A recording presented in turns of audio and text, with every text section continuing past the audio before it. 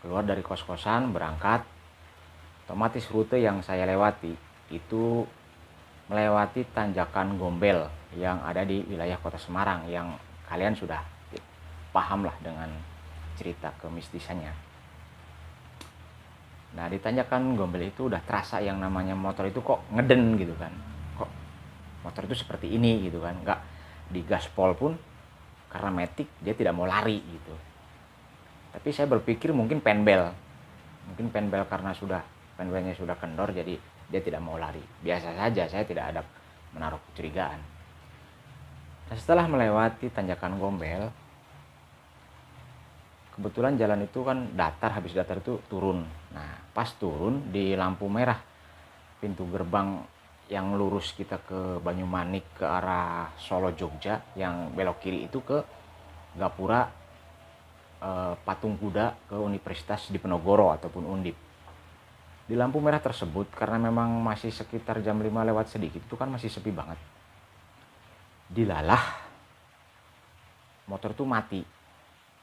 Assalamualaikum warahmatullahi wabarakatuh, selamat datang di Dedi Putra Channel. Sebelum menonton videonya, budayakan subscribe, like, komen, untuk membantu kami agar channel ini bisa lebih berkembang dan dapat bermanfaat buat orang lain, karena itu semua gratis.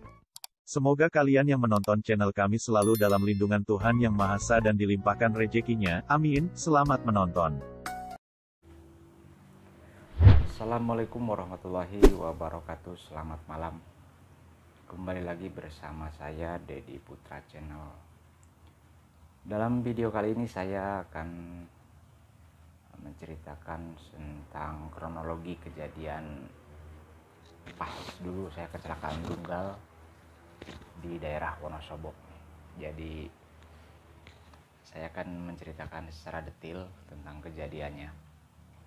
Jadi kalian tetap stay tune di channel saya, jangan di skip ya.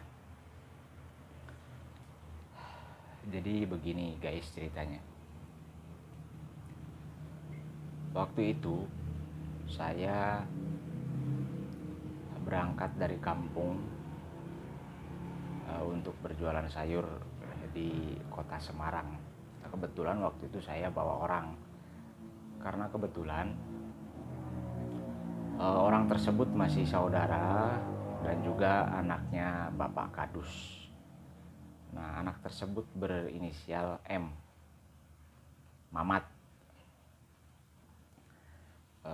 Singkat cerita, karena dia masih pemula, otomatis dia kan harus belajar dulu ya guys. Karena apapun, profesi apapun itu harus belajar. Karena tidak ada kata tanpa belajar kita bisa, itu tuh tidak ada. Jadi singkat cerita, kita berangkat ke Semarang waktu itu kalau nggak salah 3 motor. Orangnya itu 5 orang. Perjalanan dari kota Majenang sampai dengan Semarang waktu itu tidak ada kendala, aman-aman saja. Cuman kebetulan pas sampai puncak perbatasan antara Wonosobo dan Kabupaten Temanggung, persisnya di daerah Ledung, itu hujan deras. Nah, kita berhenti di situ sambil ngopi dan makan mendoan hangat, panas tentunya. Karena enak ya, di saat kita kondisi hujan, kita ngopi, kita makan mendoan hangat-hangat gitu kan, mantap gitu kan. Karena kita paksa untuk perjalanan pun terlalu beresiko, terlalu riskan, karena saya membawa orang yang istilahnya baru gitu kan di belakang. Jadi tidak tahu medan, otomatis kita harus menjaga keselamatan karena kita bawa anak orang dan juga nyawa gitu kan. Singkat cerita, setelah itu kita sampai ke Semarang. Nah, kebetulan juga saya bawa orang itu ataupun mau ngajarin si Mamat itu, karena rencana saya jualan itu cuman sekitar 12 hari lah paling lama. Karena saya ada urusan keluarga, harus kondangan waktu itu ke kota Depok, daerah Bogor. Pak D mau acara mau mantu gitu. Jadi saya cuman punya waktu kurang lebihnya 10-12 hari saya jualan di Semarang. Jadi sengaja saya bawa anak itu, kebetulan juga orang tuanya menitipkan kepada saya biar anak itu belajar. Ya suatu saat nanti punya rencana jualan sayur. Yang kedua juga di saat nanti saya pulang gitu kan, acara kondangan tersebut, ya mungkin kan saya memakan waktu pulang kampung itu sekitar 2 mingguan. Jadi untuk mengisi kekosongan tersebut ya otomatis harus ada orang yang tetap keliling jualan kan, biar langganan itu tidak pontang-panting mencari belanjaan. Jadi saya sengaja bawa anak itu sekaligus untuk mengetes dia bisa apa tidak. Singkat cerita, dalam tempo 10 hari kurang lebih, anak itu saya ajarin ngikut saya terus tiap hari. Karena dia cerdas, cekatan, dia bisa gitu kan. Pas ke-8 harinya, yang bawa gerobak sama motornya dia, saya cuma ngikutin. Saya los dia untuk jualan, untuk nawarin barang ataupun untuk melayani pelanggan. Itu dia, saya cuma ngelihatin saja. Dan saya nilai sudah cukup. Dan dia kalau saya tinggal pun mampu gitu. Singkat cerita, hari terakhir saya di Semarang, karena motor si Mamat itu motor Matic, kalau nggak salah motor Pino ya, dari Yamaha, yang kayak Scoopy, cuman dia dari Yamaha. Ya otomatis motor Pino itu kan mempunyai bodi di belakang itu lebih besar. Jadi saya kalau mau memindahkan gerobak yang biasa di motor saya yang Vega ZR itu otomatis tidak muat. Jadi bodi si motor Pino itu harus dibongkar. Daripada kesusahan, saya mengusulkan sama si Mamat bagaimana kalau tukeran motor saja. Jadi motor yang saya dipakai si Mamat, punya si Mamat saya pakai untuk pulang kampung. Singkat cerita, pertama kali si Mamat itu jualan atau belanja ke pasar, saya antar. Saya bangun sekitar jam setengah satu malam. Saya bangun, saya nyusul dia ke pasar. Dia yang belanja, saya yang bantu beres-beres di gerobak biar cepat gitu kan, biar nggak telat waktunya. Nah setelah selesai sekitar adzan subuh, Mamat berangkat ke lokasi dagang gitu kan, ke TKP gitu kan. Nah saya pulang ke kos-kosan karena kebetulan saya juga bawa sedikit oleh-oleh gitu kan, walaupun cuma 10 hari saya tetap bawa oleh-oleh buat keluarga di rumah. Nah singkat cerita, saya kurang lebih sekitar setengah jam mengemasi belanjaan yang buat oleh-oleh tersebut. Saya pak-pakin di kardus, semua udah komplit, udah siap. Nah tidak lupa saya bawa lakban waktu itu. Saya sengaja bawa lakban itu karena saya tahu kalau cuaca hujan itu nanti saya butuh yang namanya lakban. Daripada kesusahan cari di jalan, saya bawa dari kos-kosan. Singkat cerita, jam 5, persis jam 5 waktu itu, saya keluar dari kos-kosan. Berangkat. Otomatis rute yang saya lewati itu melewati tanjakan Gombel yang ada di wilayah kota Semarang, yang kalian sudah paham lah dengan cerita kemistisannya. Nah di tanjakan Gombel itu udah terasa yang namanya motor itu kok ngeden gitu kan, kok motor itu seperti ini gitu kan, nggak di gaspol pun karena Matic dia tidak mau lari gitu. Tapi saya berpikir mungkin penbel karena penbelnya sudah kendor, jadi dia tidak mau lari. Biasa saja, saya tidak ada menaruh kecurigaan. Nah, setelah melewati tanjakan Gombel,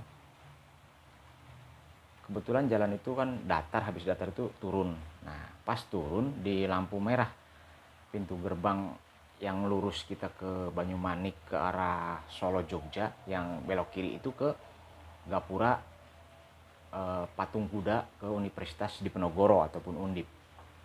Di lampu merah tersebut, karena memang masih sekitar jam 5 lewat sedikit, itu kan masih sepi banget. Dilalah motor tuh mati. Saya nggak tahu kenapa gitu kan. Yang jelas saya starter nggak mau nyala. Akhirnya saya tarik mundur itu motor karena posisi di tengah-tengah. Saya tarik mundur motor ke pinggir jalan karena yang ditakutkan kan mengganggu perjalanan pemotor yang lain. Nah, di situ saya coba untuk starter terus, nggak bisa juga. Ya mungkin saya pikir aki soak atau lain sebagainya. Nah, saya menggunakan starter manual. Ternyata apa? Jadi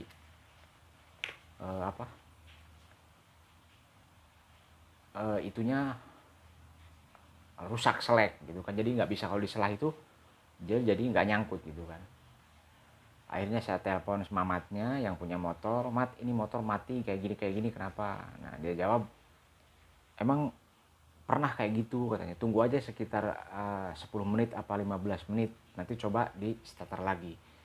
Nah, saya sambil menunggu, saya biasa nyalain ngerokok gitu kan. Tas pun nggak saya lepas waktu itu. Nah, kebetulan saya bawa tas gede, isinya ada pakaian ya, ada buah-buahan di dalamnya, dan juga bawa kalau nggak salah 3 kardus yang isinya ada titipan, ada barang punya saya juga. Nah, setelah sekitar 15 menitan saya coba starter lagi, ternyata tidak juga hidup.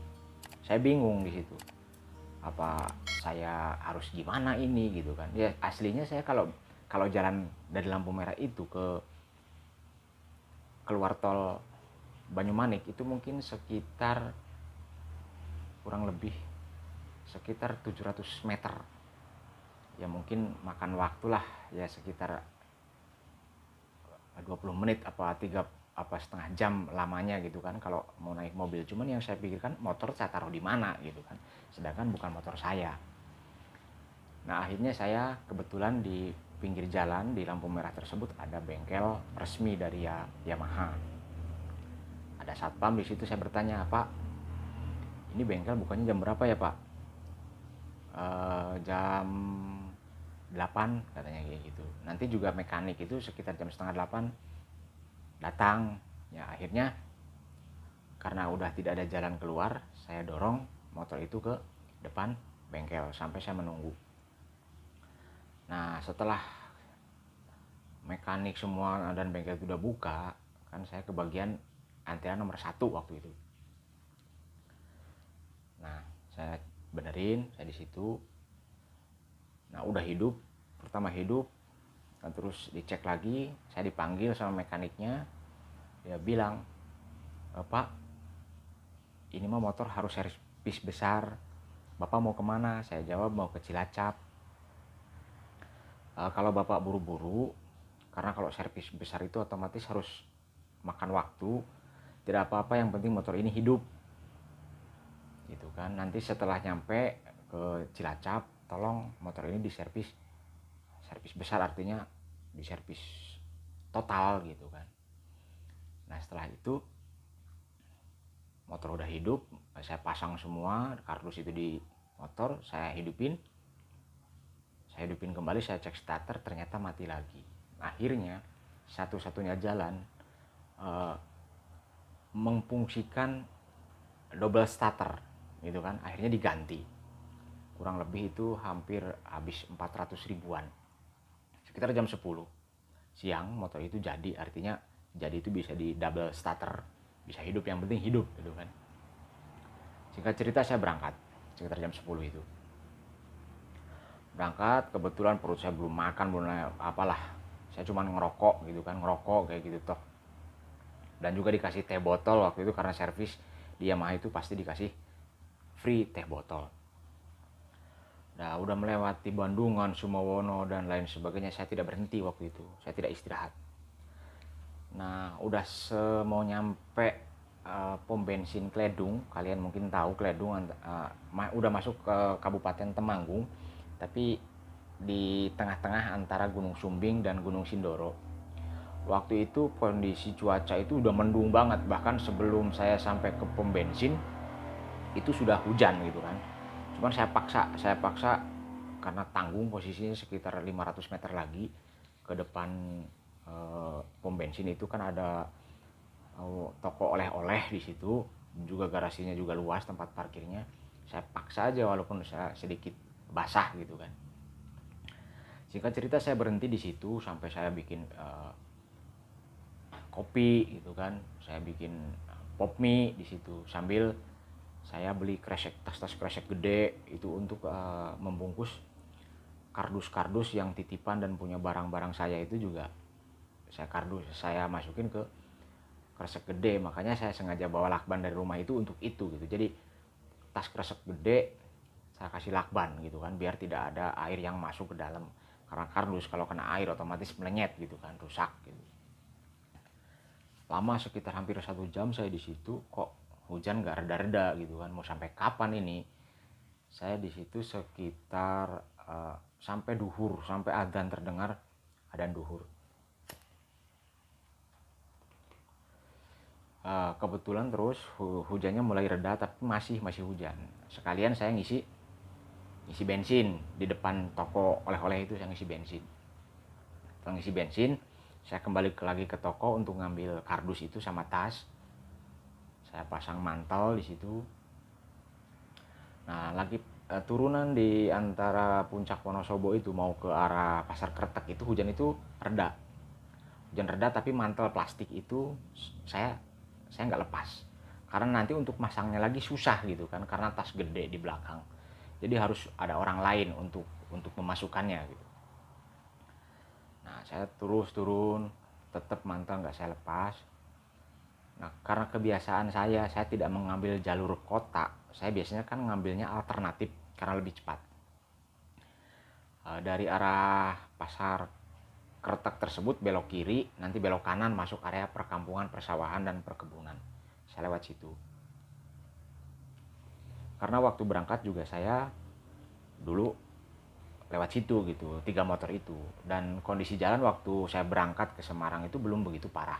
Nah, ternyata waktu saya pulang itu, jalan itu sudah lumayan parah. Banyak lubang-lubang di jalan yang cukup dalam gitu kan, walaupun diameternya nggak terlalu besar. Karena mungkin itu harus terjadi gitu kan. Saya itu pulang kampung ataupun berangkat merantau menggunakan sepeda motor itu dari tahun 2005. Jakarta, Majenang, Karawang, Majenang, bahkan Semarang, Majenang itu bahkan saya malam-malam berani gitu kan, sendiri. Udah biasa gitu. Ibaratnya seorang pilot itu jam terbang saya sudah dikatakan udah oke lah, udah mencukupi gitu kan. Saya ngikutin gitu kan, di depan saya itu ada mobil Avanza. Karena jalan perkampungan gitu kan, jalan itu nggak terlalu lebar lah, cukup mobil 2. Saya ngikutin mobil Avanza, dan tidak biasanya yang namanya saya kalau jalan gitu bawa motor itu ngikutin mobil di belakangnya itu, di tengah-tengah itu tidak biasa. Karena saya selalu berpikiran saya itu harus ngikutin ban belakang mobil tersebut. Kalau nggak kiri ya kanan gitu kan. Kenapa? Karena kalau mobil kena jeglongan, otomatis kan kalau ada jeglongan mobil dulu kan. Nah, karena juga supir tidak mungkin kalau nggak terpaksa banget baru dia hajar yang namanya jeglongan. Nah, dilalah yang namanya saya itu ngikutin di tengah-tengah mobil. Ya otomatis pas mobil itu lewat jeglongan ataupun lubang di jalan itu, kan posisinya di tengah-tengah. Jadi mobil itu juga menghindari kan. Cuman posisinya dia karena posisi lubangnya di tengah-tengah mobil, jadi mobil itu tidak banting setir karena posisi lubangnya di tengah gitu. Nah, antara jarak saya dengan mobil itu sekitar kurang lebih 5 meter. Kecepatan pun tidak begitu kenceng seingat saya. Paling kecepatan maksimal waktu itu cuma 50 km per jam. Gak banter. Dan bisa jadi malah justru 40 km per jam. Karena memang itu jalan kampung. Itu bukan jalan kota. Kalau jalan kota tidak mungkin seperti itu lubangnya. Nah, mobil lewat, tidaklah jeglongan dalam posisinya. Otomatis yang namanya kita sebagai pengendara motor kaget. Akhirnya motor itu saya banting ke kiri. Artinya motor itu saya belokin ke kiri, ya mungkin posisi sampai mentok stang itu sampai mentok gitu kan, udah nggak bisa belok lagi. Ya refleks yang namanya rem depan rem belakang, karena matic itu adanya di tangan, otomatis saya rem semua. Dan kebetulan juga yang namanya ban depan itu meleset dari aspal. Jadi posisinya saya tidak kena jeglongan waktu itu, saya tidak kena lobang. Saya sebelum lobang sudah ngerem, sudah banting motor, sudah. Cuman posisinya karena ban depan itu posisinya selip, motor roboh dan saya terpelanting ke depan dalam posisi tengkurap. Kalau ada orang mengatakan, "Bang, pasti kecepatannya tinggi." Enggak, saya katakan. Kenapa? Kalau kecepatan tinggi, secara otomatis motor itu setelah jatuh mesti ngejar saya. Itu pasti, itu ilmu fakta aja. Tapi motor itu tidak jalan. Motor itu setelah roboh, langsung di situ. Paling bergeseran itu antara 30 cm dari pertama ban di rem. Saya posisi terpelanting ke depan, saya sambil mengucapkan istighfar, astagfirullahaladzim, astagfirullahaladzim, astagfirullahaladzim. Saya sadar waktu itu. Jadi tangan saya posisinya, maaf karena ini tidak bisa untuk begini, jadi posisinya begini nih. Jadi tangan untuk menahan helm ataupun kepala terbentur ke aspal. Nah, posisinya tangan dulu yang kena karena posisi saya tengkurap, otomatis yang namanya tulang ini, tulang antara tulang besar yang dari bawah dari sini, ini kan di sini ada sendi. Karena saya posisi tengkurap, untuk tangan ini untuk menahan beban badan saya dan juga tas di belakang saya yang sekitar ada 20 kilo kurang lebihnya. Jadi tulang sendi ini tidak kuat dan tidak mampu. Akhirnya tulang yang dari bawah sini lepas dari persendian. Jadi ibaratnya kayak gini, ini sendi, ini tulang yang dari bawah, tulang lengan sini, sih kayak gini. Jadi posisinya karena tidak kuat, jadi lepas, tek. Nah kayak gini, masuk ke ketiak posisinya. Dan tulang ini pun belah posisinya, belah, tidak patah tapi belah. Nah di situ saya tidak sadar waktu, bukan tidak sadar dalam arti saya tetap masih sadar, tapi saya tidak mengira bahwa saya seperti itu. Saya coba untuk bangun karena saya masih posisinya sadar karena tidak pingsan. Pas saya mau bangun kayak gitu, nggak kuat, tangan ini kok nggak kuat gitu, saya brek kayak gitu. Kebetulan di belakang saya juga ada orang waktu itu, si pemotor satu orang, tapi jaraknya dari saya ke dia itu sekitar 20 meter karena saya terlihat awal dari spion itu berada jauh gitu. Dari depan juga tidak ada mobil, tidak ada motor waktu itu. Nah, saya ditolongin sama yang pengendara motor tersebut, dan di pinggir jalan juga waktu itu ada 2 orang pemuda yang lagi nongkrong. Saya ditolong, saya diangkat ke pinggir jalan, berikut motor sama barang-barangnya. Situ saya itu dilepas semua sama si yang menolong itu. Jas hujan, kalau jaket enggak, cuman karena susah. Tas juga dilepas. Kebetulan terus saya sadar, saya ambil telepon, ambil HP, saya telepon istri. Waktu itu nomor nggak aktif, dan dilalah katanya setelah saya bisa hubungin, waktu itu mati lampu di kampung. Akhirnya saya telepon ke teman yang ada di Semarang yang berinisial P ataupun Pani lah, saya kasih tahu kalau kondisi saya di Kretek, Wonosobo, kondisi saya kecelakaan dan saya tidak bisa melanjutkan perjalanan karena posisi tangan seperti itu. Jadi posisi ini, tangan ini, tulang ini di ketiak di sini. Nah ini tangan ini, pergelangan tangan kayak gini aja. Jadi posisi kayak ada urat-urat saraf yang putus gitu. Nah kebetulan ada orang lewat bawa mobil APP kalau nggak salah. Saya ditanya-tanya dari mana, mau kemana, orang mana, sama siapa. Saya jawab semua, saya dari Semarang mau pulang ke Cilacap, saya sendirian. Nah, mungkin karena kebaikan hati beliau, akhirnya saya dikasih pertolongan, yuk ikut saya naik ke mobil, barang-barang masukin ke mobil semua. Saya disuruh ikut, saya akan dibawa ke puskesmas terdekat. Dan motor yang tadi kecelakaan itu cuman yang rusaknya itu cuman lampu sen di depan, selebihnya nggak apa-apa, cuman ada lecet-lecet kecil waktu kena gesekan aspal sedikit. Nah, dua orang pemuda tersebut yang ada di pinggir jalan, yang satu bawa motor saya, yang satu bawa motornya dia, dibawa ke puskesmas terdekat. Saya kurang paham daerah puskesmasnya daerah mana, yang jelas nggak begitu jauh lah dari situ, masih di Wonosobo tapi rada masuk ke pelosok. Nah, karena mungkin harus susah gitu kan, dilalah puskesmas tutup, padahal itu waktu itu hari Rabu tanggal 20 Januari 2021 waktu itu. Ingat saya kejadiannya. Nah, karena puskesmas tutup, bingung kan, si sopir itu yang nolong saya itu bingung harus dibawa kemana gitu kan. Akhirnya dia berargumen dengan orang-orang dekat situ, terus ngomong ke saya, gimana kalau motornya dititipin di sini saja, sayanya dibawa ke puskesmas yang lain.